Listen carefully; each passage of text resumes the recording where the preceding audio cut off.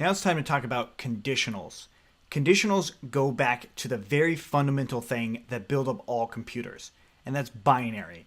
That's 1 and 0, true and false, on, off, this, that. Now, conditionals themselves really help us control the flow of our program. That is, if one thing happens, our program can do one thing. If another thing happens, our program can do a completely different thing. It's really cool and very important as a concept itself. But the understanding of it is very simple. It's much like a light switch. The light switch is either on or it's off. It's not really any other thing. It's not going to be ambiguous there. It's one or the other. That's what's really nice about conditionals, and that's what we're going to be talking about here. Now, for Python itself, we're going to be using conditionals as Boolean values. That is true or false. So true or false, one or the other, and we're going to be able to design our programs in such a way. Now, in order for us to understand how to use a conditional, we actually have to understand how to develop some sort of Boolean value from data.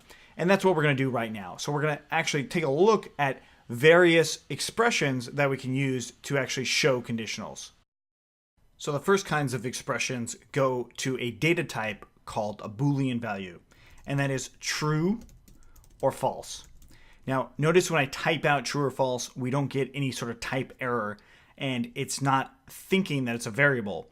It's actually treated as true or false, one or the other. Contrast that with lowercase true. That's a variable now, and that is actually a variable that's a really bad variable. You wouldn't want to call it true in pretty much any programming language, so you would never want to say true equals to true or some string. That's just going to get things very complicated. Really, when true is not defined, or when false or lowercase false is not defined, you want to see this error. So that's something that's really important too, especially for other programming. But true itself is true. False is false. So if I said print true equaling to true, it gives me this answer of true, right? So equals equals is saying, is doing that comparison. It's doing the conditional expression.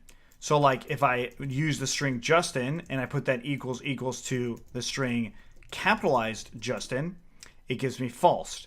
If I change it to being lowercase Justin, it gives me true, right? So that is a conditional expression where we could also just say true. So if I wanted to, I could set a Boolean value. So I'll say object A is true and object B is false. So I can do object A equals equals to true. It's going to check if it's true, and that's what it's going to say. Now, if I did name equals to Justin, and I said name equals equals to true, we're going to get false, right? So it's because it's not equal. They're not the same. Now, there is something very important to note here is when I set a variable, I use 1 equal sign. When I compare the variables, I use 2 equal signs. That's fairly common with programming in general, but it is something that is important to note, especially when you're doing these conditional statements. Now, we can compare all sorts of things. We can do all sorts of conditionals. So let's do another one. Let's do one with lists. And I'll say list is 1, 2, 3. List A is 1, 2, 3. List B is equal to 1, 2, 3. And then finally, list C is equal to, and this is going to be 4, 5, and 6. So I can print out list A equals equals to list B, and I get true. I can also print out list A is equal to list C. I get false. And I can finally say list A is not equal to list C. So this is a new kind of expression. It's that exclamation mark equals. So if I wanted to use that exclamation mark equals, I could probably do it with object underscore A, but I can't. So if you're coming from a different programming language, this is an error that you might see or you might not expect to actually happen, right? So this is not the inverse of it. So to do the inverse of it, you would say not object A, and that gives you the inverse. So you just write out not. Not is another example of a variable you would not use. Don't use not as a variable. Very simple. So what I could do here is, let's say object B, we said that was false, so I can also do print not object underscore A equals to object B. So what I'm doing here is I'm comparing the opposite of object A with not, and I'm comparing it to object B. I press enter and it says true.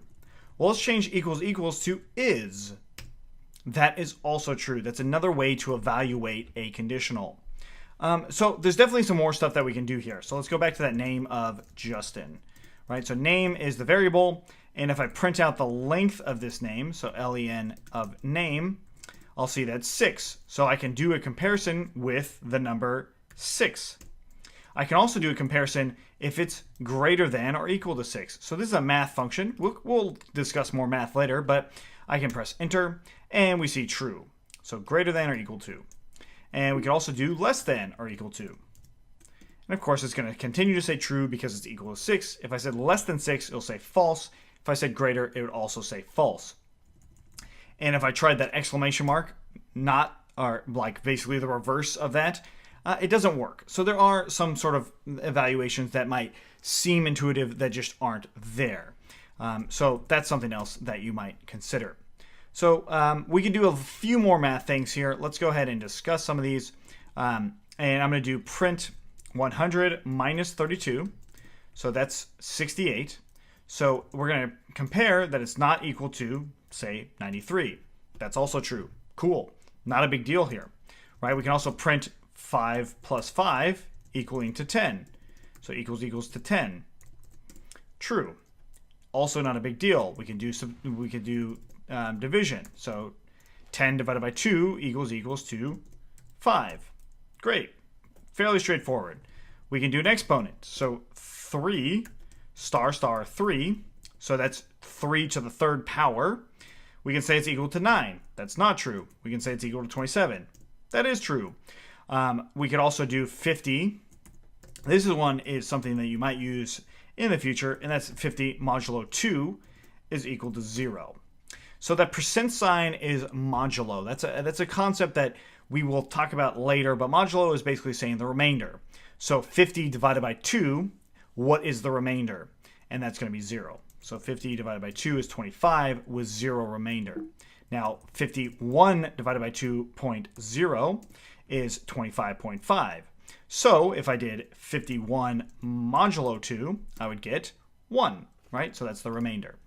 So we can do these kind of conditional expressions for all sorts of things. And like I said, it will help us control the flow of our programs.